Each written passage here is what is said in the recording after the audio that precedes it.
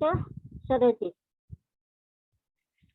बादशाह आपल्या लहरीत किंवा रागाच्या भरात कधीही कधी प्रजाजनांना किंवा सेवकांना भलताच हुकूम करी. बिरबल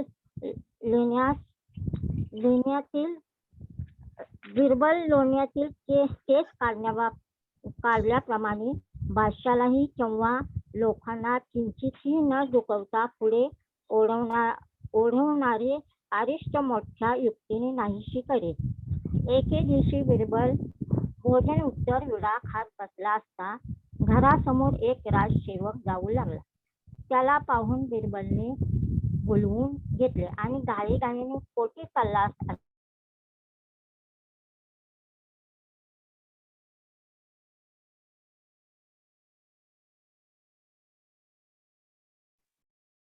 आवाज येत नाही, बोला ना.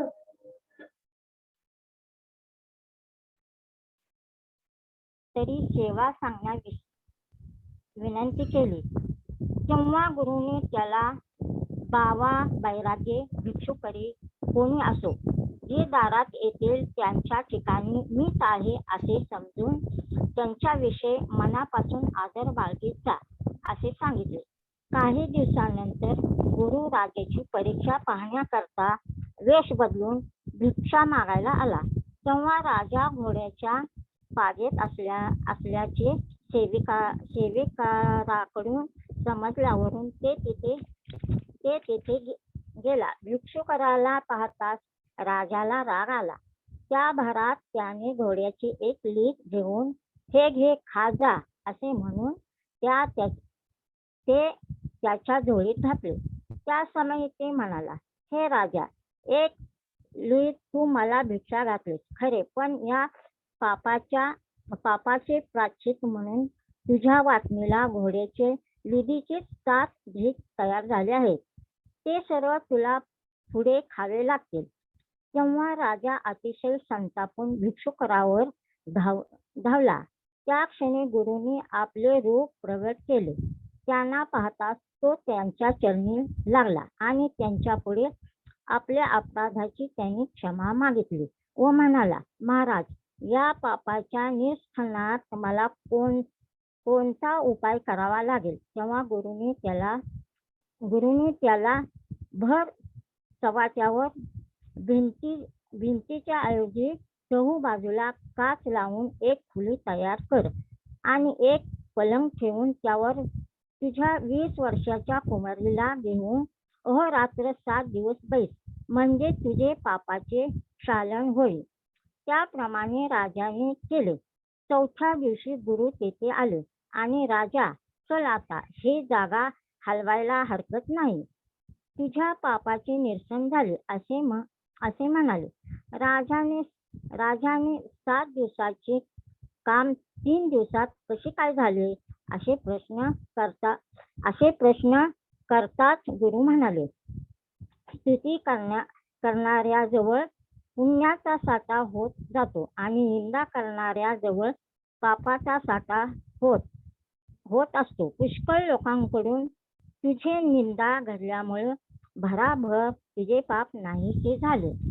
गोष्ट 39. बलवंत नावाचा एक आळशी इस्मान होता. तो काम धंदा काहीच करत नसे. बायकोने दिवसभर राबावे आणि त्याने आयते खावे.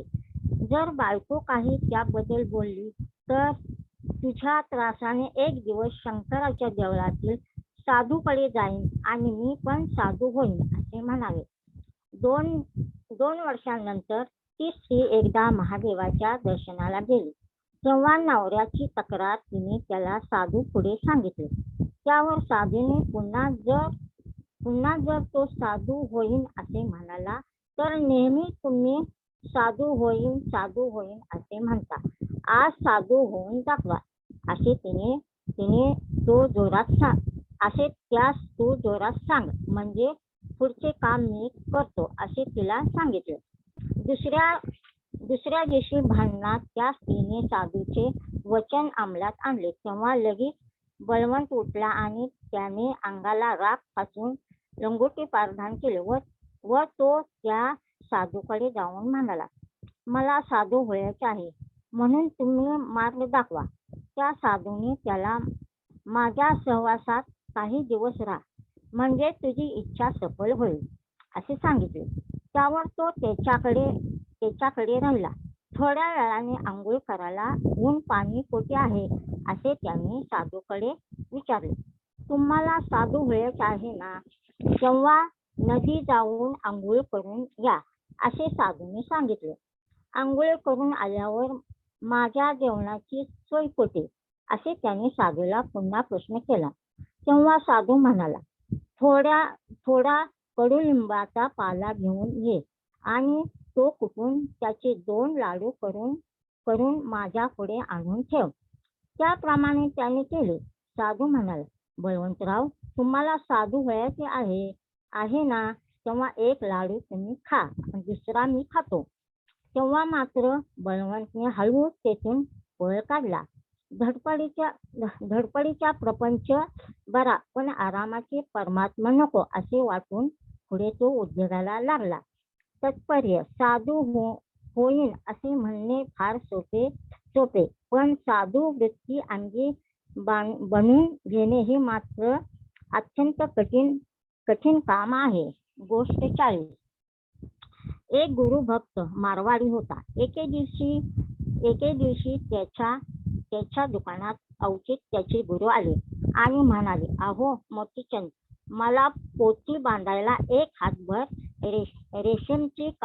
रेशमची कपडा हवे आहे.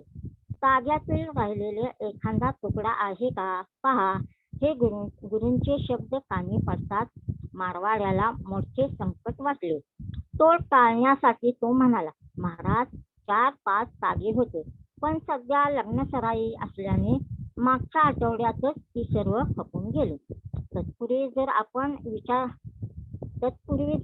विचारले असता तर मी हातभर नव्हे तर त्याहूनही अधिक देऊ शकलो असतो. मारवाड्याची हे बोलणे ऐकून बर तर मी चलतो असे म्हणून गुरु स्वस्थानी परतले. मारवाड्याचे दुकान आणि घर एकच असल्यामुळे त्या उभयतांचे काय बोलणे झाले ते मारवाड्याच्या बायकोला ऐकावयास मिळाले. नवऱ्याकडून गुरूंचा अपमान घडला याबद्दल तिला अतिशय वाईट वाटले. दुकानात रेशमी कपड्याचे तागे असून सुद्धा आपल्या यजमानाने हातभर कपडा गुरुला देऊ शकले नाही. खरोखर आपण किती आभागी आहोत असे तिला वाटले. शेवटी आपण काहीतरी युक्ती करून गुरूंना कपडा नेऊन द्यावेचा असे तिने ठरवले.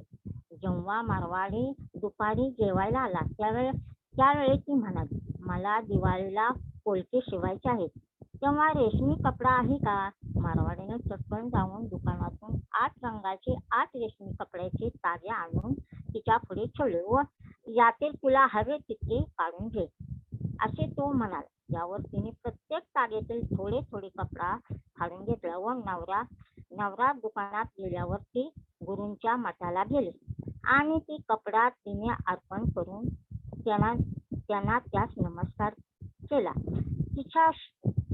तिच्या शुद्ध भावनेला संतुष्ट होऊन त्याने तिला आशीर्वाद दिला. 6 महिन्यानंतर मारवाड्यावर मोठे संकट गुजरले. तेव्हा मारवाडी तिच्या निवारणार्थ आपल्या गुरुकडे गेले आणि त्यांचे पाय धरून या संकटातून मला एवढे सोडवा म्हणून घळा रडू लागला. तेव्हा गुरु म्हणाले, तुझ्या बायको मुलासाठी तू आजवर कितीतरी कपडे खर्च केले असतील, पण देवाची पोथी बांधायला वीटभर कपडा मात्र देणे तुझ्याकडून झाले नाही आणि म्हणतोस देवाने आपले संकट दूर करावे. तू काय तुझा नोकर आहे. देवावर प्रेम केल्याशिवाय देव आपल्याला संकटी कसा पावेल. गुरूंच्या या वाचनाने मारवाड्यांचे डोळे चांगलेच उघडले. तात्पर्य, एखाद्याने देवाची भक्ती करायला सुरुवात केली की त्याचे आपल्यावर कितीशी प्रेम आहे याचे देव कोणत्या ना कोणत्या तरी रूपाने परीक्षा पाहत असतो. गोष्ट 41. एका वाघाचे पिल्लू अगदी लहानपणीच एका धनगरास सापडले. त्याने ती आपल्या रक्षणात उपयोगी पाडले असे म्हणून कुत्र्यामध्ये बाळगले. जन्मापासून त्यास कुत्र्याचा संवाद घडल्यामुळे कुत्रा जसा भुकतो त्याप्रमाणे ते भुके. त्याचे जे भक्ष्य तेच वाघाचे पिल्लू भक्षण करे. वाघ, लांडगा इत्यादी क्रूर पशु पाहिले की तो पिल्लू पण कुत्र्याप्रमाणेच घेऊन पळू लागला. एकंदरीत आपण कुत्र्याचा असे कुत्र्याचे असे त्याची भावना दृढ झाली. कुत्रा असेच त्याची भावना दृढ झाली. पुढे एक दिवस एक वाघाने दुरून त्यास पाहिले. तेव्हा कुत्र्याबरोबर तो लहान वाघही पळू लागला. त्या समयी त्या वाघाने त्यास हाक मारली आणि अभय देऊन, बाबा, तू माझा जात भय असून का पळतोस असे विचारले.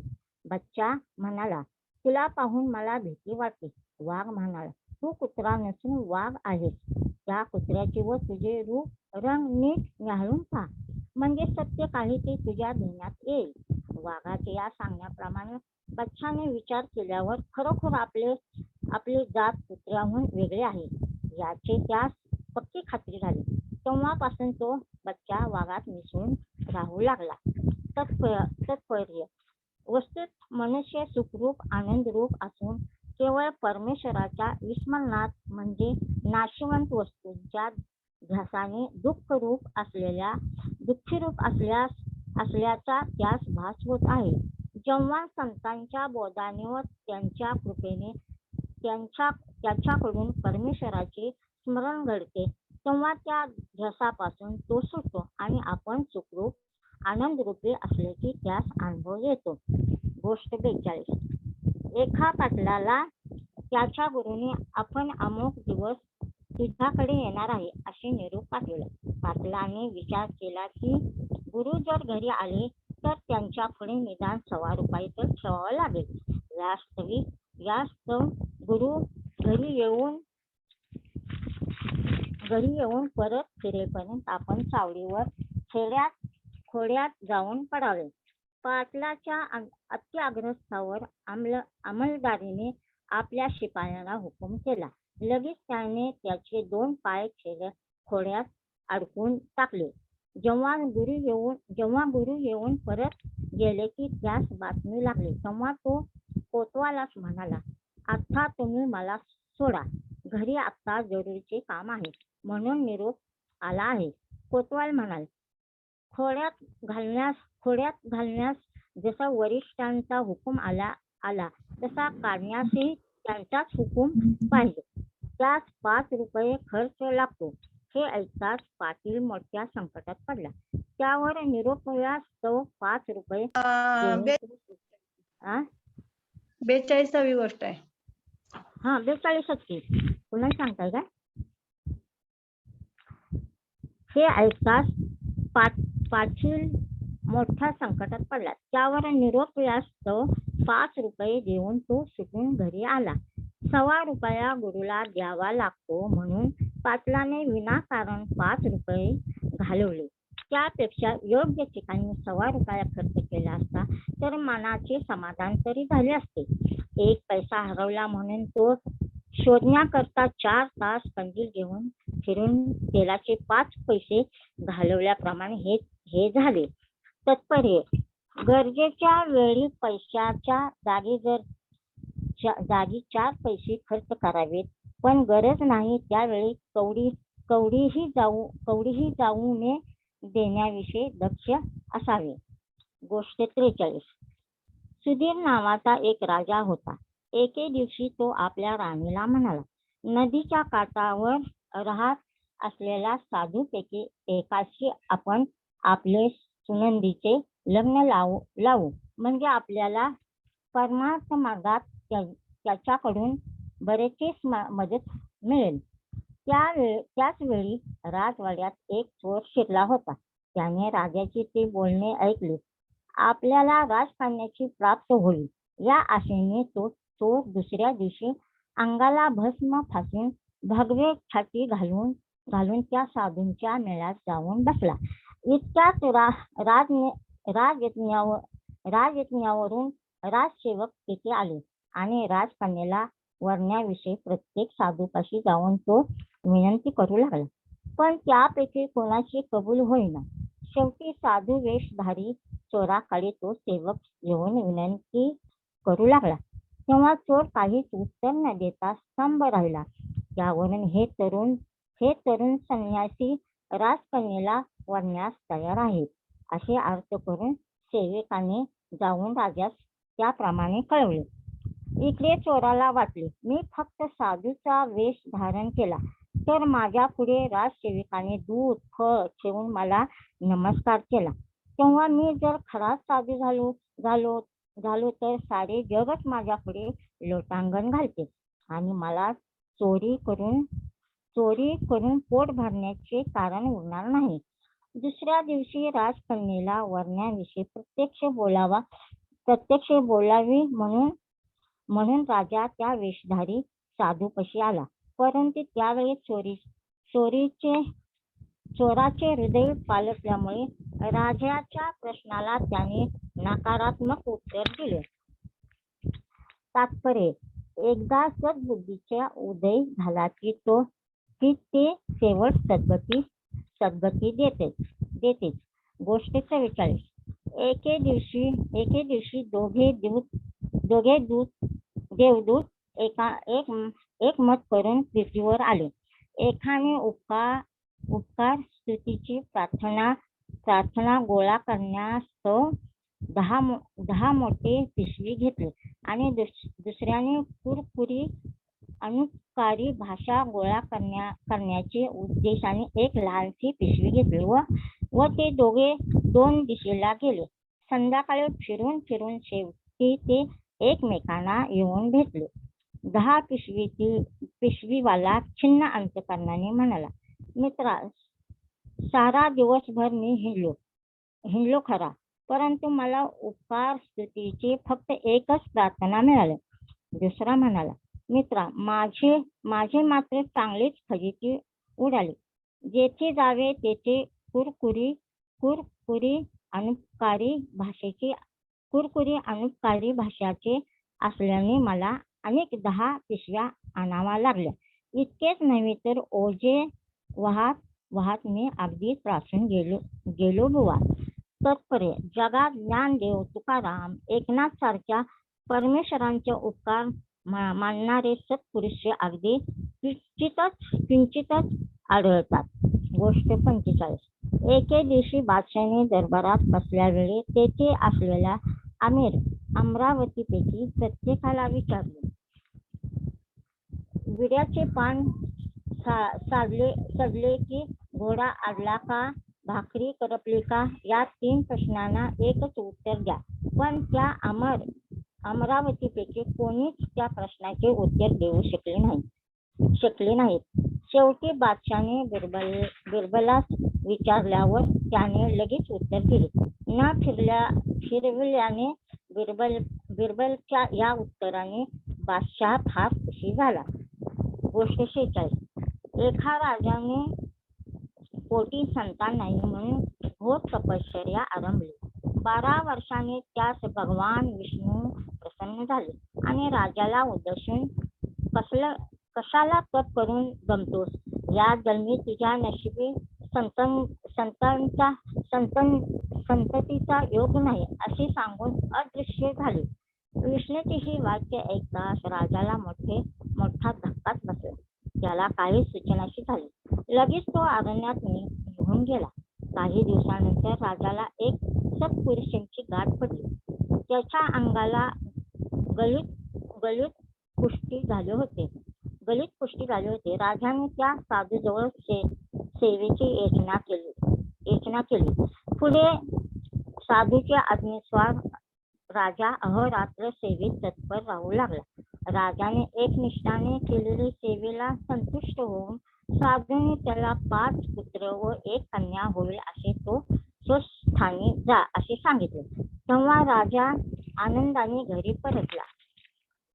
पुढे त्या साधू पुरुषाच्या वरदानाप्रमाणे राजाला 6 अपत्ये झाली. एके दिवशी ते मुली वाड्याच्या समोरील अंगणात खेळ खेळू लागले असता नारदाचे सहज त्याकडे लक्ष गेले. लगेच नारद त्या राजाकडे आले. राजाने त्यांना बसावयास आसन दिले. दूध फळ अर्पण केले. नारदाने त्या मुलांकडे बोट करून हे मुले कोणाची असे राजास प्रश्न केला. त्यावर राजाने विष्णू प्रसन्न झाल्यापासूनच सर्व काही वृत्ती त्यांच्या पुढे निवेदन केले. त्यानंतर नारद लगेच वैकुंठास गेले आणि विष्णूस म्हणाले, देवा, तुम्ही मनुष्यासारखेच असत्य बोलू लागलास काय? कोसल देशाच्या राजाला त्याचे नशीब पुत्र संतान नाही असे तू मागे सांगितलास आणि सध्या तर 5 पुत्र व 1 कन्या दिसत आहे. हे कसे? भगवान विष्णू म्हणाले, नारदा, राजाने माझ्या भक्तीची सेवा करून आशीर्वाद मिळवला असावा. त्याशिवाय त्याची मनोकामना पूर्ण होणे शक्यच नाही. तत्परे भक्तीने काया वाचा मन देवाला अर्पण केलेले असते. त्यामुळे देवाला त्याची म्हणणे मान्य करावेच लागते. गोष्ट 46. एका राजाच्या पदरी सोन्या नावाचा एक भोळसट नावे होता. त्याने एक दिवस राजाला प्रश्न केला की सरकार, मी आणि प्रधानजी आपलेच नोकर करीत आहोत. आपण मला फक्त 15 रुपये पगार आणि प्रधानजींना मात्र 25 रुपये असे का? राजाने त्यावेळी त्यास काहीच उत्तर केले नाही. ते पुढे एक दिवस हजामत करीत असता राजाने त्याला, सोन्या, काय वाजत आहे असे प्रश्न केला. तेव्हा नगरशेठच्या मुलीचे लग्न असावे. पाहुणे पंजाब किंवा बंगालचे असतील. उद्या परवाच मुहूर्त ठरलेला असावा, नाही तर काल किंवा आज लग्न झाले असावा असे सोन्याने उत्तर दिले. इतका तेथे प्रधान आला. राजाने प्रधानाला पण तोच प्रश्न केला. तेव्हा त्याने नगरशेठच्या मुलाचे उद्या संध्याकाळी लग्न आहे. वराड मंडळींचे विठोबाच्या देवळात उतरण्याची सोय केली असल्याने वाजत गाजत मंदिरे ठिकठिकाणावर येत आहेत. नवरदेव बडोद्याचा असून सुरतीला मुनसुर्प म्हणून काम करतो म्हणून राजा म्हणाला, काय सोन्या, मी तुला आणि प्रधानजींना एकच प्रश्न विचारला, पण तुझ्याकडून मला कच्ची बातमी मिळाली आणि प्रधानजीने पक्की माहिती सांगितली. यावरून तुझ्या प्रश्नाचे उत्तर तुला मिळालेच ना? तत्परे जनांना देवाविषयी अचूक कल्पना असते. त्यामुळे त्याने दिलेल्या माहितीवरून लोकांचे समाधान होत नाही आणि संत देवाला जाणलेले असतात. त्यामुळे ते देवाविषयीची परिपूर्ण माहिती देऊ शकतात. करिता संतांवर देवांचा विशेष कृपा असते. गोष्ट 43. एके दिवशी बादशाह बिरबलास बरोबर घेऊन शहरात फटका करायला निघाले असता रस्त्यात एक गायी मुतू लागली. तेव्हा त्याच्या बाजूने जाणाऱ्या एक ब्राह्मणाने त्या गोमूत्र घेऊन आपल्या शरीरावर शिंपले व थोडीशी प्राशनही केली. ते पाहून बादशाह बिरबलला म्हणाला, सर्व जातीत तुम्ही ब्राह्मण श्रेष्ठ म्हणून घेता, तेव्हा गायीचे मूत पिता कसे? त्या समयी बिरबल म्हणाले, गायीमध्ये अनंत देवता आहेत म्हणून गायीचे मूत पवित्र समजले जाते. त्यामुळे सोयरी सुतकांचा दोष घालवण्यासाठी गोमूत्राचे सिंचन केले जाते. ते गोष्ट जाऊ द्या. आज सारे जग एका ब्राह्मणानेच मूत्र पीत आहे हे गोष्ट आपल्याला माहीत आहे का? बिरबलचे हे शब्द ऐकून बादशाने आश्चर्याने विचारले, ते कसे? बिरबल म्हणाला, पूर्वी समुद्राचे पाणी नदीच्या पाण्याप्रमाणे गोड होते. एके दिवशी अगस्त्य मुनीने समुद्राचे पाणी पिऊन टाकले. त्यामुळे सारे प्राणी पाण्या वाचून मरू लागले. नंतर सर्व लोकांनी त्याची प्रार्थना केली. तेव्हा ते त्यांनी लघवीच्या द्वारे बाहेर सोडले. त्या घटनेपासून समुद्राचे पाणी खारे झाले अशा आमच्या पुराणात कथा आहे. समुद्रातील पाण्यापासून जे मीठ तयार होते ते सारे जग खात आहे. तेव्हा सर्वच त्या ब्राह्मणच मूत्र पितात असे अर्थ होत नाही का? बिरबलचे हे उत्तर ऐकून बादशाह निरुत्तर झाला. गोष्ट 49. गोविंद आणि गोपाळ हे दोघे स्नेही होते. गोविंद हा जरा भोळसट होता आणि गोपाळ हा विनोदी होता. एके दिवशी गोपाळ रस्त्यावरून जात असता वाटेत समोरून येत असलेला गोविंद त्याला भेटला. गोपाळला थोडीशी गंमत करावा असे वाटल्यावरून त्याला उद्देशून तो म्हणाला, गोविंदा, आज तुझी श्रद्धा असून तुझी बायको विधवा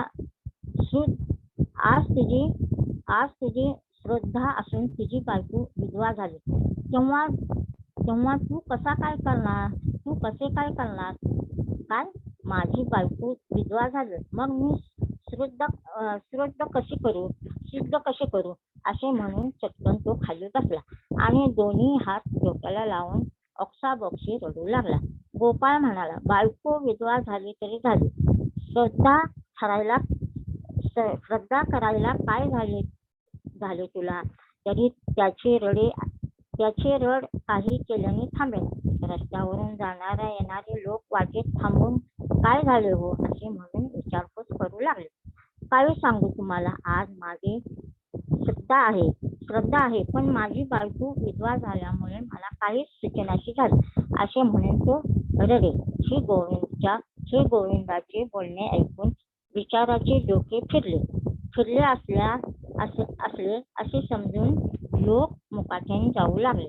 कित्येकाने त्याची समजूत घालण्याचा प्रयत्न केला, पण एकालाही त्यात यश आले नाही. गोविंदचे रडे पाहून गोपाळला हसू आले. ते पाहून गोविंदला म्हणाला, गोपाळ, तू माझा मित्र असून मी रडत असतो, तुला हसू कसे येते? गोपाळ म्हणाला, अरे कशा प्रकारे सांगू तुला? आतापर्यंत 10 जणांनी सांगून पटले नाही, तेव्हा मी सांगून तू कसे पटवून घेणार? नवरा मेला म्हणजे बायको विधवा होते असे असता. धडधडीत तू जिवंत आहेस, तर तुझी बायको विधवा कशी होईल? उद्या वेड्यासारखे रडत काय बसलास? तरी तो माझी बायको विधवा झाली तेव्हा पुढची वाट काय असे म्हणून रडायलाच लागला. त्याच्या बोलण्याने गोपाळला हसू आवरेनाशी झाले. गोपाळाकडे पाहून गोविंद रागाने म्हणाला, काय रे गोप्या, हसतोस कशाला? मित्राचे दुःख पाहून हसणारा मित्र होऊ शकतो काय? गोपाळ म्हणाला, तुझ्या अशा वागण्याला न हसता राहावेल तर कसे? तू कितीत मूर्ख आहेस ते पाहण्यासाठी मी गमतीने बोललो होतो, पण अर्थातच अनार्थ करून उगीचच गोंधळ केला. गोपाळचे हे बोलणे ऐकून गोविंदला आपल्या मूर्खपणाची लाज वाटली. तो एकही शब्द न बोलता गोपाळासह घरी परतला. गोष्ट 50. सर्वोत्तम नावाचा एक गृहस्थ सरस्वती नावाच्या पत्नीसह बरेच वर्ष मुंबईत राहत होता. त्याला सुरेखा नावाची एक मुलगी होती. ती एकुलती एक आणि नवसानी झालेली असल्याने आई बापांची अत्यंत लाडकी होती. तिला घरकामाची काहीच माहिती नव्हती. शिक्षण मात्र MA पर्यंत झाले होते. ती नोकरी पण करत होती. लग्न झाल्यावर नोकरी सोडणार नाही, त्याच गावात नोकरी करणार, नवरा पाहिजे या तिच्या अटीप्रमाणे 25 उलटल्यावर मंगेश नावाच्या मुलाशी तिचे लग्न जमले. मुलगा आई वडिलांना एकुलता एक होता. बरेच मुली पाहिल्या तरी त्याने एकही पसंत केली नाही. त्यामुळे वयाला 35 वर्षे उलटले तरी त्याचे लग्न झाले नव्हते. सुदैवाने वरील मुलीशी अचानक तिचे लग्न जमले. आई वडिलांना न कळता त्याने लग्नाचे काम उरकून घेतले. लग्नानंतर आपण जर सासरी गेले तर आपल्याला घरकामाचे काहीच माहीत नाही. तेव्हा त्या माणसांकडून आपणास बोलणे खावे लागते. म्हणून सासरी न जाता सुरेखा माहेरीच राहिली. तिच्या सांगण्यानुसार तिचा नवरा पण सासूरवाडीस जाऊन राहिला. तिच्या सासऱ्याचे नाव मंगल असे होते. नवरा लाडाने तिला मंग म्हणून हाक मारे. मंगलच्या हातात मंगेशचा लगाम मिळाल्याबरोबर ती म्हणाली, लग्नापूर्वी जे कार्य केले ते केले. यापुढे तुम्ही आई बापाकडे लक्ष द्यायचे नाही. त्याने इकडे आणायचे नाही. पैसे पाठवायचे नाही किंवा पत्र देखील लिहायचे नाही. पुढे नवऱ्याचे खानदेशात बदली झाली. तेथे स्वयंपाकाला माणूस कोणी न मिळाल्यामुळे स्वयंपाक करण्याची पाळी तिच्यावर आली. तिच्या तापट स्वभावाला गडी माणसे कोण टिकेना. त्यामुळे थोडक्याच दिवसात ती अगदी त्रासून गेली. तिला एक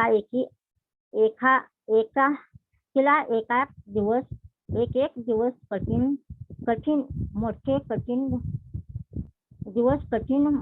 कठीण होऊ लागले. राग आला की ती नवऱ्यावर काढे. त्यामुळे त्याचे पण चित्त दुःखित होऊन तो पण गोंधळून जाई. मंगल आपणास काम जमत नाही म्हणून नवऱ्यास खानावळीचा डबा आणण्यास सांगे. पण रोज डबा आणण्याने एकाच पगारात परवडत नाही असे त्याने म्हटले की वादविवादाला सुरुवात व्हायची. आपल्याला स्वयंपाकाची माहिती नाही म्हणून शेजारी जाऊन माहिती घ्यावी तरी ती अपमानास्पद गोष्ट अशी तिला वाटे. त्यामुळे ती स्वतःच्या मनाने जमेल तसे स्वयंपाक करे. एकदा नवऱ्याने डाळीचे पीठ दळून आणले. त्या दिवशी त्यांनी भजी केली. पण पीठ जड भरडे असल्यामुळे ते सारे तेलात मिसळून गेले. पीठ चाळणीने चाळून घेतले असता तरी चालले असते, पण ते तिच्या लक्षात आले नाही. त्यामुळे तिने आपली चूक लक्षात घेण्यापेक्षा कसले हो जाड भरडे पीठ तुम्ही दळून आणले असे म्हणून ती नवऱ्यावर अतिशय संतापली. एके दिवशी ऑफिसमधून येता तिच्या नवऱ्याने हॉटेलमधून आंबोळी आणली. घरी आल्यावर बायकोला उठसून मंगे हे घे गरम गरम खायला आणले असे तो म्हणाला. तो खाल्ल्यावर मंगल म्हणाली, उद्या ऑफिसमधून येताना आठवणीने तवा घेऊन या, म्हणजे मी तुम्हाला हवे तेव्हा आंबोळी करून देत जाईन. दुसऱ्या दिवशी दुपारी तिने शेजारी जाऊन आंबोळीच्या पिठाची माहिती घेतली. तिसऱ्या दिवशी उठल्याबरोबर मंगल स्टोव्हवर तवा ठेवून